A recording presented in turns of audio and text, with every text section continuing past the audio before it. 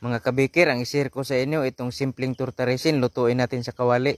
Sa hindi pa nakasubok sa pagluto sa kawali at sa mga walang oven, panoorin nito mga kabikir ang paraan sa pagluto, napakadaling gawin lang. Ito ang mga ingredients: 2 cups third class flour, pwede rin all-purpose flour, 1 tablespoon baking powder, 1/4 teaspoon baking soda, 3/4 cup sugar. White and brown na nilagay ko kasi naubos na yung white sugar mga kabikir. 1/2 cup water. Naglagay tayo ng yellow food coloring, optional mga kabikir, pwede maglagay, pwede rin hindi. 1/8 cup margarine.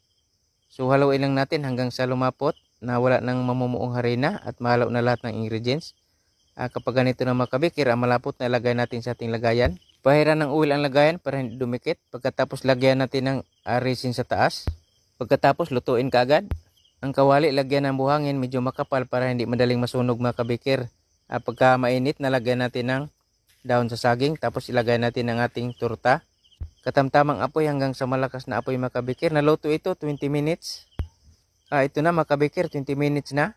Naluto na ang ating simpleng torta resin. Mga kabikir, sana nagustuhan niyo ang recipe na isinare ko sa inyo ngayon. At abangan niyo pa mga kabikir ang iba ko pang mga recipe. Mga kabikir, maraming salamat sa lagi ng panonood. At God bless sa ating lahat mga kabikir.